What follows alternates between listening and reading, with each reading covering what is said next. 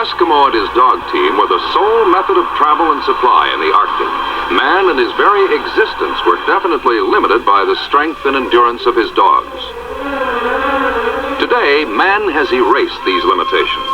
11 huge machines weighing 330,000 pounds each roar where the dog team labored under a 200-pound load.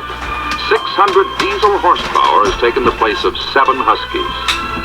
But mere size means nothing in the Arctic. Quality means much more. The guts or chassis to stand the sudden jolt when 165 tons plunge through the river ice. The power when and where needed to pull out. The ability to work and ride through water, ice, snow, under conditions far beyond any known testing standards. Twisting, turning, wrenching 4 hours a day. This is the record of such an accomplishment by a convoy of Mack trucks into the heart of the Arctic, carrying essential materials to the network of radar stations so vital to the defense of the Western Hemisphere. This is a chapter in the history of the land where man is closer to his God, as he battles on and on, night and day, sometimes to tragedy, even death. The Arctic is truly a land of deceptive beauty, treacherous appeal. Rivers clutch hungrily at the trucks. Deep snows swallow them. Fear and luck are partners as the Arctic Ocean cracks and all but gobbles up one of the convoy. In the Arctic, the game is for keeps. There's no second guessing, no quitting. Men depend on men and machines. This is a record attesting to the heart and spirit of man, and the endurance and quality of manufacture. The story of the delivery of cement and steel by 11 Mack trucks to the dew line.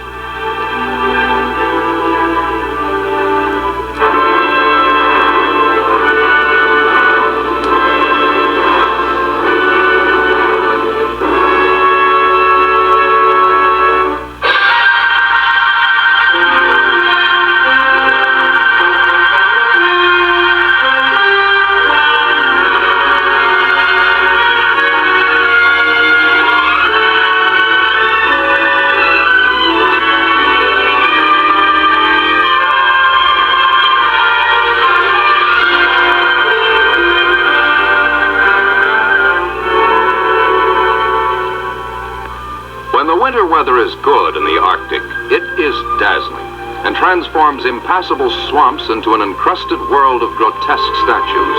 Lakes and rivers are stilled, valleys and ridges leveled by snows. It's the only time you can move across this world. Any venture into the Arctic demands thorough preparation. At Allentown, Pennsylvania, for instance, the huge Mack trucks roll out of the manufacturing plant, and because of their tremendous size, must be shipped by rail to Seattle. Here along Puget Sound, the tractors are serviced and winterized, thoroughly checked.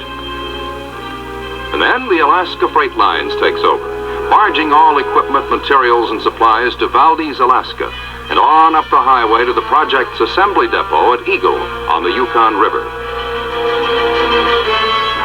You join the expedition at Eagle, and as a member, study the only available map. You're so unfamiliar with the area, it's like looking at a new world. Far to the north and east, the dew line objectives stretch along the 70th degree parallel. In between, an uncharted land of mystery. Following the trail which the advance crew has carved and gouged across the wilderness, you weave in and out of 500-odd miles of unnamed mountain ranges, clear to the Mackenzie River. There, the convoy is to be refueled from an oil refinery at Norman Wells. Then you strike out north and east, skirting Great Bear Lake, out of the timberline onto the barrens, the true Arctic. Coppermine, Coronation Gulf, fascinating fabled names you read about as a boy, and now you are heading there.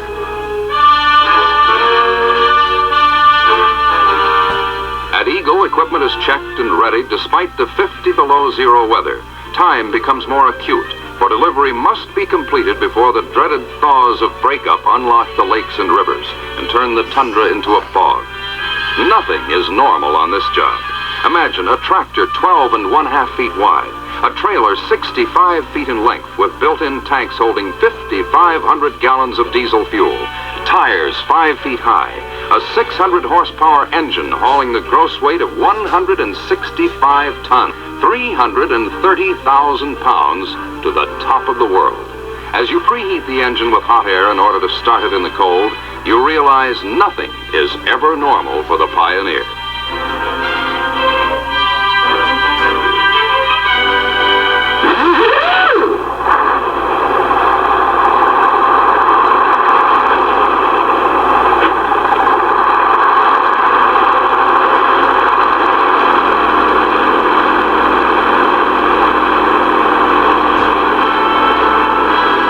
The blast of the air starter is music to your ears.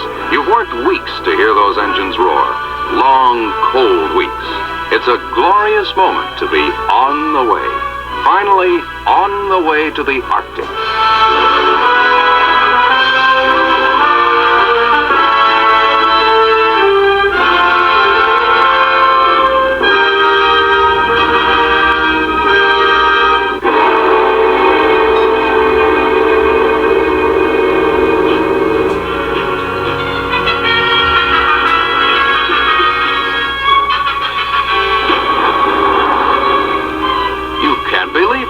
Hardly a mile from the depot. Didn't even have time to adjust the seat or light up a smoke. Working back and forth on the ice, you're keenly aware of the tremendous power at the instant command of your foot on the accelerator. Give those driving wheels a grip and you're moving. Perhaps the crash through was a good thing after all. You certainly have a great deal more confidence in the machine. What construction strength to withstand such a dropping jolt. What power.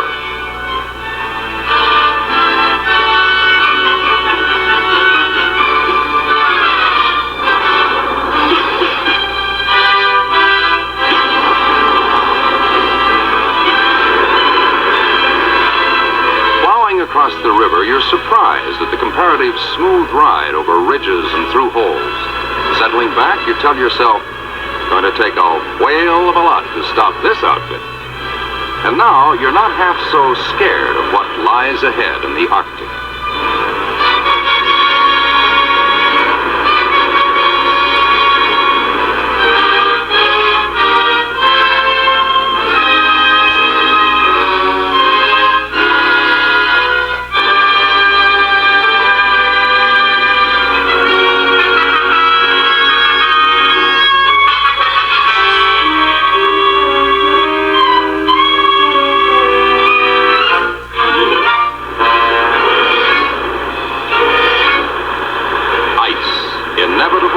Treacherous ice.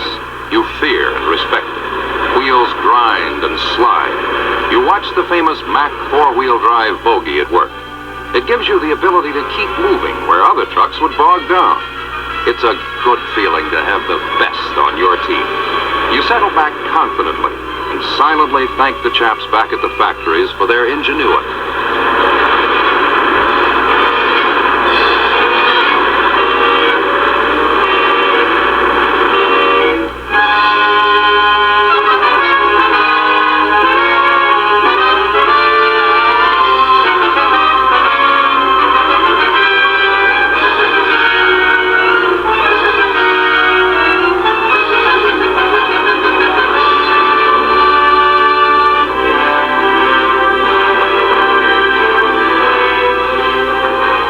Are hard to come by, and each is entered in the logbook as a conquest. You're becoming accustomed to the constant din of the diesels, which are never cut dead except for brief servicing, for it would take many hours to get them heated and started again. You can't relax a moment. Wherever there's ice and snow, there's danger. Even in the picturesque crossing of rivers that steam in the extreme cold and instantly refreeze as soon as the convoy is passed. Your 12-hour shift seems much longer. You wonder, can it be done? And in time. Even with a surprisingly good trail the gang carved out of this wilderness, it's a tough, rough go. And no one has ever been anywhere in this country before with a truck. These are valuable days for your learning. Through the experience of working together, you and the other drivers are forming a team, knitting your skills and hopes. You're learning more about handling, caring for the trucks, and all the while you're inching into the Arctic.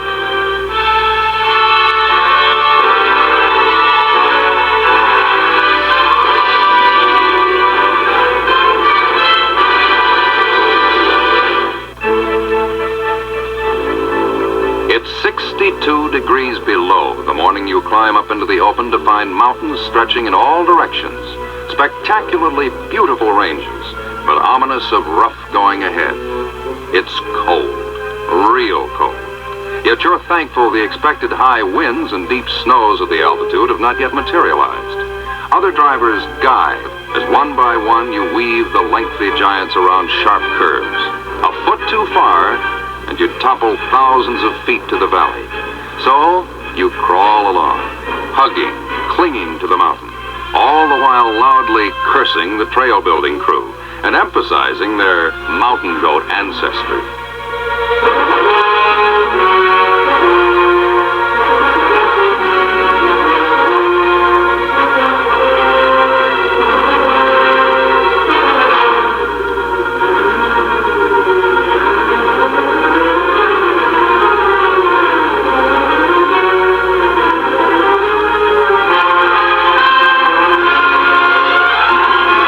Gradually, you climb up out of the Yukon River Valley and head toward the Hump, a 5,000-foot pass that leads to the Peel River watershed. You're in Canada now, the Yukon Territory to be exact. You feel good, and write home about getting somewhere.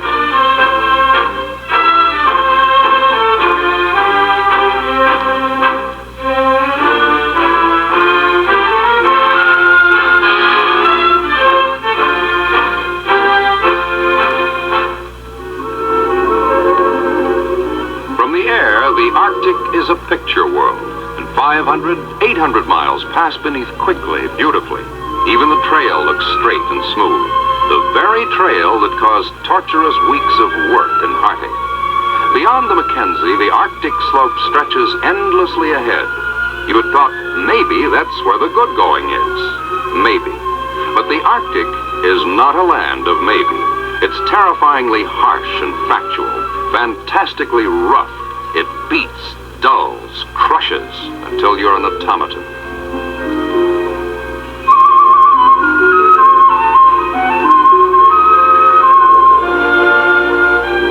Jouncing, bouncing along, you realize you are traveling the Arctic in luxury.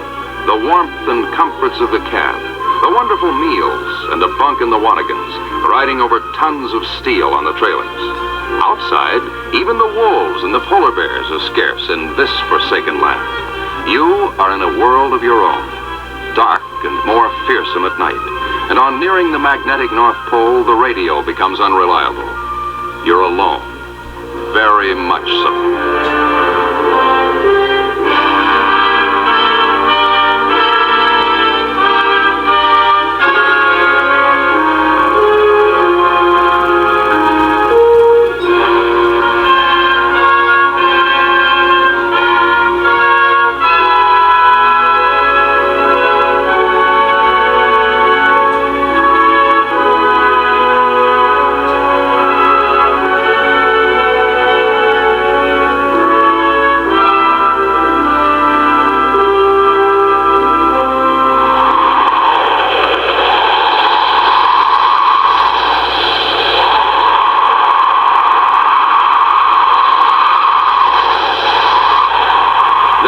The dreaded 50-50 days when it's 50 below and a 50-mile wind whips the snow horizontally. You work quickly with servicing on those days, very quickly. And if it's necessary to get a supply of ice to melt into water, you always keep the convoy in sight, for the Arctic feasts on lost men.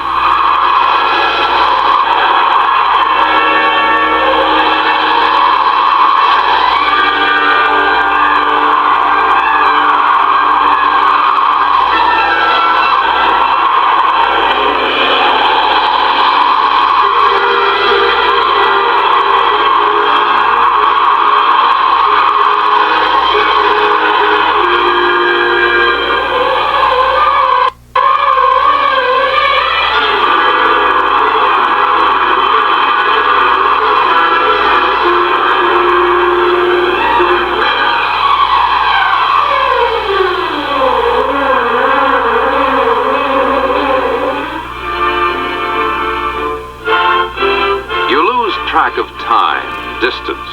You even stop wondering if you'll get through. It's almost as though you don't care. The terrain is much worse and the pace slower. You're awed by the vast expanse of nothing that is known as the barren lands. You're tired of doing everything the hard way. Everything. You dream of home, but then you feel further away than ever.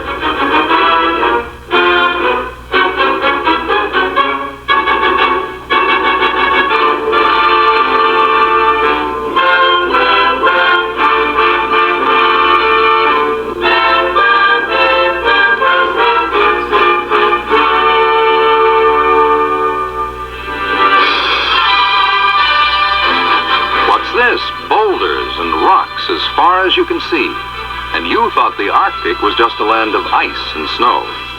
You watch the trail-building bulldozers battle their way inch by inch, and your heart sinks. Yet you can't stay here or turn around.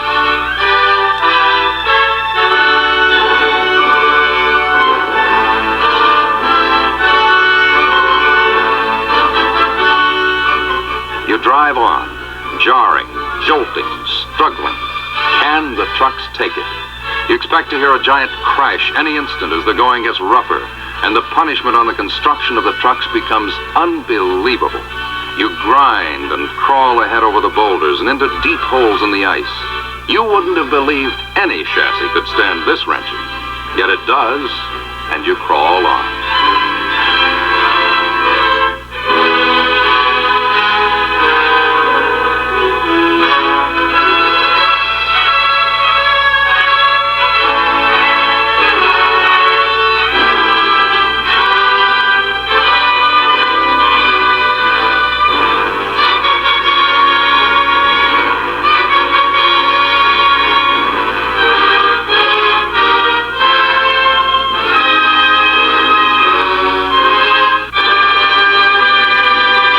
The Arctic is hitting you from all sides now, and it hurts.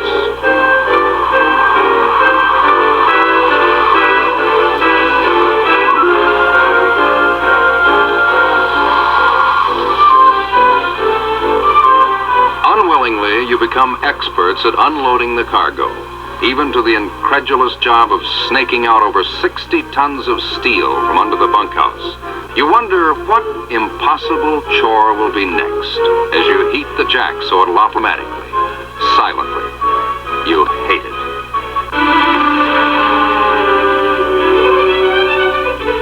You find yourself listening for the plane. It's a big day when it does buzz the convoy. Even the off-duty crews scramble out of the bunkhouse. It doesn't come so often now, as you're more than 1,000 miles from the base. But it still means mail from home. A new face, perhaps. Maybe fresh vegetables. Even a cargo of tools and parts. And there's always the bush pilot's gossip. It's a break in the routine, and you love it.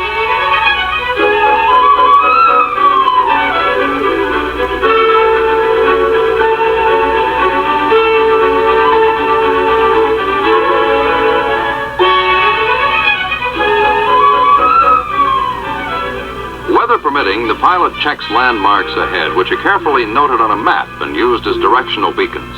In this country, a compass is useless. The road is plowed by dead reckoning and where the going is easiest.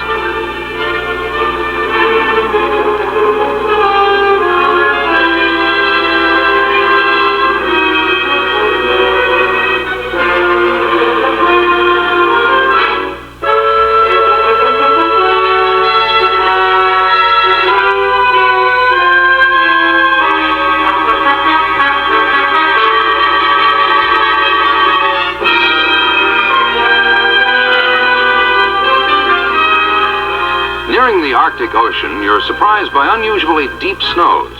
But now you have the bit in your teeth. You know you're going to make it. The very thought is exciting. You sleep and eat better. You joke about driving over the ocean ice in high gear and call it high glee. Gripes fade and laughs are louder. And you and your machine are going to make it, come hell or the Arctic.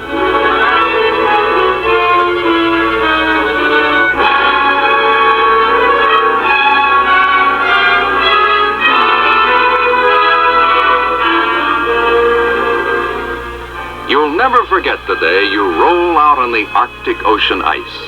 Now you have it licked. The sights are along the coast, and you can run the ice for another 2 weeks at least.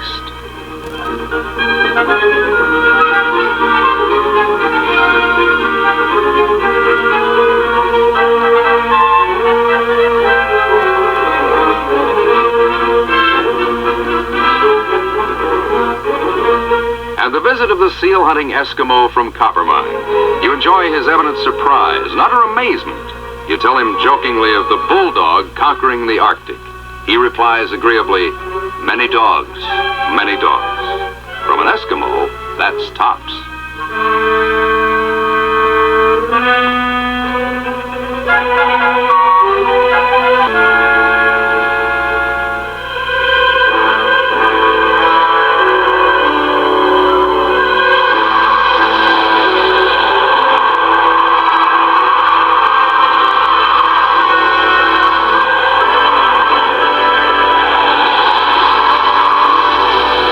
Unleashing its full fury, the Arctic roars in as you discharge the drums of cement and bars of steel at the first sight of the dew line. But you are warm with a deep satisfaction of accomplishment. You and the convoy are on top of the world, delivering the essential supplies. As you discharge cargo at one site and prepare to roll on to another, you're aware that you and the Max have far more than delivered a cargo for defense. You have also pioneered the method of Arctic transportation, opening up and developing a vast new world of unlimited potentialities, the Arctic.